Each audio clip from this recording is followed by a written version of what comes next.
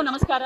ಮೊದಲನೇದಾಗಿ ನಾವು ಮೀಡಿಯಾದವರಿಗೆ ಒಂದು ಥ್ಯಾಂಕ್ಸ್ ಹೇಳ್ಬೇಕು. ಯಾಕಪ್ಪ ಅಂದರೆ ನಾವು ಅಲ್ಲಿಂದ ಬಂದಿರತಕ್ಕಂಥ ಮೆರವಣಿಗೆನ ನೀವು ಟೆಲಿಕಾಸ್ಟ್ ಮಾಡ್ತಾ ಇದ್ದೀರಿ.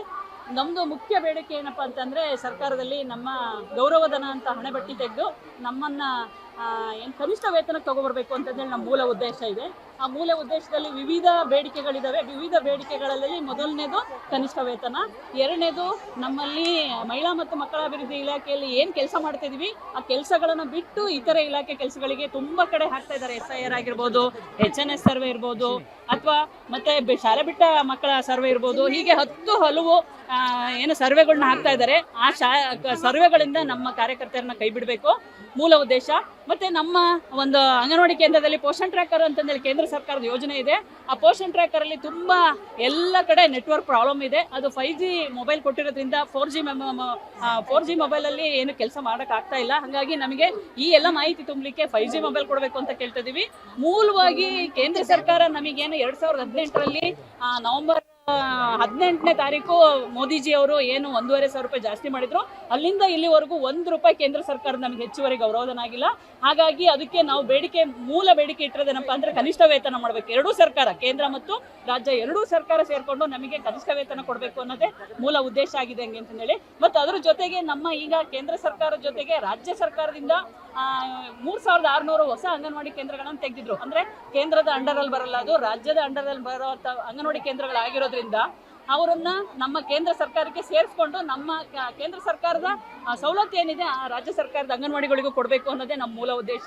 ಬಟ್ ನಮಗೆ ಈಗ 3 ತಿಂಗಳಿಗೊಮ್ಮೆ ಸಂಬಳ ಆಗ್ತಾ ಇದೆ. ಅಂದರೆ ಗೌರವಧನ ಅಂತ ಅಂದರೆ ಪ್ರತಿ ತಿಂಗಳು ನಮಗೆ ಸರಿಯಾದ ರೀತಿಯಲ್ಲಿ ಸಂಬಳ ಆಗ್ತಾ ಇಲ್ಲ. ಅದು 3 ತಿಂಗಳಿಗೊಮ್ಮೆ ಆಗಿದ್ರೆ ನಾವು ಬಡಪಾಯಿಗಳು ಮಾಡ್ತಿರೋದೇ 12,000 ರೂಪಾಯಿ ಸಂಬಳಕ್ಕೆ ನಾವು ಕೆಲಸ ಮಾಡ್ತಾ ಇದೀವಿ. ಹಾಗಾಗಿ ನನಗೆ ಪ್ರತಿ ತಿಂಗಳು ಗೌರವಧನ 5ನೇ ತಾರೀಕೊಳಗೆ ಆಗಬೇಕು ಅಂತಂದೇಳಿ ನಮ್ಮ ಮುಖ್ಯ ಬೇಡಿಕೆ. ಅದ್ರ ಜೊತೆಗೆ ಈಗ ಅಂಗನವಾಡಿ ಕೇಂದ್ರಗಳು ಬಾಡಿಗೆ ಬಿಲ್ಡಿಂಗಲ್ಲಿ ನಡೀತಾ ಇದ್ದಾವೆ. ಆ ಬಾಡಿಗೆ ಬಿಲ್ಡಿಂಗಲ್ಲಿ ನಡೀತಾ ಇರ್ತಕ್ಕಂಥ ಅಂಗನವಾಡಿ ಕೇಂದ್ರಗಳಿಗೆ ಬಾಡಿಗೆ 4 ತಿಂಗಳಿಂದ ಬಾಡಿಗೆ ಆಗಿಲ್ಲ. 6,000 ರೂಪಾಯಿ ಒಂದು ಕೇಂದ್ರಕ್ಕೆ ಬಾಡಿಗೆ ಅಂತಂದರೆ ಅಲ್ಲಿಂದ 24,000 ರೂಪಾಯಿ ಅಂಗನವಾಡಿ ಕಾರ್ಯಕರ್ತೆ ಬರ್ಸಕ್ಕೆ ಆಗ್ತಾ ಇಲ್ಲ. ಅದ್ರ ಜೊತೆಗೆ ನಮ್ಮ ಮೊಟ್ಟೆ ಹಣ ಸರ್ಕಾರ ಏನು ನಿಗದಿ ಮಾಡಿರೋ ಅಂತ ಒಂದು ಮೊಟ್ಟೆಗೆ ₹6 ಅಂತಂದೇಳಿ ಮಾಡಿದ್ದಾರೆ. ಈಗ 6, 8, 9:30ವರೆಗೂ ಹೋಗಿದೆ. ನಾವು ಹೆಂಗೆ ಕೊಡಬೇಕು ಇದನ್ನು? ಆ ಕಾಲಮಾನಕ್ಕೆ ತಕ್ಕಂತೆ ನಮಗೆ ಆ ಮೊಟ್ಟೆ ಹಣನ ದರ ಏರಿಸಬೇಕು ಅಂತಂದೇಳಿ ನಮ್ಮ ಇನ್ನೊಂದು ಬೇಡಿಕೆ ಆಗಿದೆ ಹೆಂಗೆ ಅಂತಂದೇಳಿ. ಇದ್ರ ಜೊತೆಗೆ ನಮಗೆ ಮೊಟ್ಟೆ ಹಣ ಮುಂಗಡವಾಗಿ ಹಾಕಬೇಕು. ಯಾಕೆ ಅಂತಂದರೆ ನಾವು ಮೊಟ್ಟೆ ಕೊಡೋಕ್ಕೆ ಹಣ ನಮ್ಮ ಕೈಲಿ ಇರಲ್ಲ. ಅವರು ಸರ್ಕಾರದವ್ರು ಯಾವಾಗ ಬೇಕು ಅವಾಗ ಹಾಕಿದರೆ ನಾವು ಕೇಳೋಕ್ಕೆ ತಯಾರಿಲ್ಲ ಅಂತ 3 ತಿಂಗಳು ಮುಂಚೆ ನಾವು ಕೊಡ್ತೀವಿ ಅಂತಂದೇಳಿ ಸರ್ಕಾರನೇ ಆದೇಶ ಮಾಡಿದೆ. ಬಟ್ ಆದರೂ ನಮಗೆ ಇದುವರೆಗೂ ಬರ್ತಾ ಇಲ್ಲ. ಏನಪ್ಪ ಅಂತಂದರೆ ಮೊಟ್ಟೆ ಮತ್ತು ತರಕಾರಿ ಹಣ ಮುಂಗಡವಾಗಿ ಬರಬೇಕು ಅಂತ ಕೇಳ್ತಾ ಇದೀವಿ. ಮತ್ತು ಪ್ರತಿ ವರ್ಷ ನಮಗೆ 2 ಯೂನಿಫಾರ್ಮ್ ಕೊಡ್ತಾರೆ ಕಾರ್ಯಕರ್ತರಿಗೆ ಮತ್ತು ಸಹಾಯಕಿಯರಿಗೆ. ಸಮವಸ್ತ್ರ ಕೊಡ್ತಿದ್ದಾರೆ. ಒಂದು ಸಮವಸ್ತ್ರಕ್ಕೆ ₹500, 2 ಸಮವಸ್ತ್ರಕ್ಕೆ ₹1,000 ರೂಪಾಯಿ ಕೊಡ್ತಾ ಇದ್ದಾರೆ. ₹1,000 ರೂಪಾಯಿಗೆ ಅಂತಂದರೆ ಈ ಸಲ ಎಲ್ಲ ಕಳಪೆ ಕ್ವಾಲಿಟಿ ಯೂನಿಫಾರ್ಮ್ ಬಂದಿರೋದ್ರಿಂದ ಆ ಯೂನಿಫಾರ್ಮ್ ನಾವು ಯಾರೂ ತೊಗೊಳ್ತಾ ಇಲ್ಲ, ವಾಪಸ್ ಸರ್ಕಾರಕ್ಕೆ ಕಳಿಸ್ತಾ ಇದೀವಿ. ಯಾಕಪ್ಪ ಅಂತಂದರೆ ನಾವು ಹೆಣ್ಮಕ್ಳು, ನಾವು ಮರ್ಯಾದೆಯಿಂದನೇ ನಾವು ಸೀರೆ ಉಟ್ಕೊಂಡು ಹೋಗಬೇಕು ಅಂತಂದರೆ ಆ ಹರಿದಿರೋ ಸೀರೆ ಉಟ್ಕೊಂಡು ಹೋಗೋಕ್ಕೆ ನಮಗೆ ಸಾಧ್ಯ ಇಲ್ಲ. ಹಾಗಾಗಿ ನಮಗೆ ಪೂರ್ಣ ಪ್ರಮಾಣದ ಏನು ಸೀರೆ ಕಳಿಸಿದ್ದೀರಾ ಅದನ್ನು ವಾಪಸ್ ತಗೊಂಡು ನಮಗೆ ಗುಣಮಟ್ಟದ ಒಂದು ಸೀರೆಗಳನ್ನ ಕೊಡಬೇಕು ಅಂತ ಕೇಳ್ತಾ ಇದೀವಿ.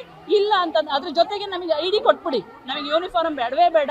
ಸರ್ಕಾರದಿಂದ ನಮಗೆ ಅಂಗನವಾಡಿ ಕಾರ್ಯಕರ್ತೆಯರ ಇಲಾಖೆಯಲ್ಲಿ ಕೆಲಸ ಮಾಡ್ತಾ ಇದ್ದೀರಿ ಅಂತಂದೇಳಿ ನಮಗೊಂದು ID ಕೊಟ್ಟರೆ ನಮಗೆ ಅಷ್ಟೇ ಒಂದು ಸರ್ಕಾರ ಮಾಡ್ತಕ್ಕಂಥ ಒಂದು ಮಾನವೀಯತೆ ಅಂತಂದೇಳಿ ಕೇಳ್ತೀವಿ. ಯಾಕಪ್ಪ ಅಂತಂದರೆ ಇಲ್ಲ, ಮೊದಲೊಂದ್ಸಲ ನಮ್ಮ ಹಿಂದಿನ ನಿರ್ದೇಶಕರು ನಮ್ಮ ಅಂಗನವಾಡಿ ಕಾರ್ಯಕರ್ತೆಯರಿಗೆ ಖಾತೆಗೆ ಒಂದು ಹಣ ಹಾಕಿದ್ರು. ಆ ಹಣ ಹಾಕಿದ್ದು ದುಡ್ಡಲ್ಲಿ ನಾವು ಉತ್ತಮ ಗುಣಮಟ್ಟದ ಒಂದು ಸಮವಸ್ತ್ರ ಖರೀದಿ ಮಾಡಿದ್ವಿ. ಹಾಗೆ ಈಗ ಅವರು ಖರೀದಿ ಮಾಡಿರ್ತಕ್ಕಂಥ ಒಂದು ಸಮವಸ್ತ್ರ ಸರಿಯಾದ ರೀತಿ ಬಂದಿಲ್ಲ, ಕಳಪೆ ಆಗಿರೋದ್ರಿಂದ ನಾವು ಅದನ್ನು ಖಂಡಿಸ್ತೀವಿ. ಸರ್ಕಾರ ನಮಗೆ ಸಮವಸ್ತ್ರ ಕೊಡದಿದ್ರು ಪರವಾಗಿಲ್ಲ, ಇಂಥ ಕಳಪೆ ಸಮವಸ್ತ್ರ ಬೇಡ ಅಂತಂದೇಳಿ ನಾವು ಈ ಸಂದರ್ಭದಲ್ಲಿ ಹೇಳ್ತಾ ಇದ್ವಿ. ನಿಂತಂದು ಎಷ್ಟು ಜಿಲ್ಲೆಯನ್ನು ಸೇರಿದ್ದೀರಿ? ನಾವು ಶಿವಮೊಗ್ಗ ಜಿಲ್ಲೆ ಫುಲ್ಲು ಸರ್. ಶಿವಮೊಗ್ಗ ಜಿಲ್ಲೆ ಒಂದು 5,000 ಜನ ನಾವು ಇಲ್ಲಿ ಸೇರ್ಕೊಂಡ್ರು. ನಾವು ಜಿಲ್ಲೆಯಿಂದ ಫುಲ್ ಎಲ್ಲ ಬಂದಿರತಕ್ಕಂಥ ಎಲ್ಲ ಕಾರ್ಯಕರ್ತರು ಅಂದರೆ 5,000 ಜನ ಇದ್ದೀವಿ. ನಮ್ಮದು ಇವತ್ತಿನ ಬೇಡಿಕೆ ಸರ್ಕಾರದ ಮಟ್ಟಕ್ಕೆ ತಲುಪಬೇಕು. ಅದು ಗಮನ ಹರಿಸಿ ನಮ್ಮ ಬಗ್ಗೆ ಅವರು ಏನೋ ತೀರ್ಮಾನ ತಗೊಳ್ಳಿಲ್ಲ ಅಂದರೆ ಇನ್ನು ದೊಡ್ಡ ಮಟ್ಟದ ರಾಜ್ಯದ ರಾಜಧಾನಿ ಏನಿದೆ ಅಲ್ಲಿ ಹೋಗಿ ನಾವು ದೊಡ್ಡ ಮಟ್ಟದ ಒಂದು ಸ್ಟ್ರೈಕನ್ನು ಹಮ್ಮಿಕೊಂತೀವಿ ಅಂತ ಕೇಳ್ಕೊಳ್ತಿದ್ದೀನಿ.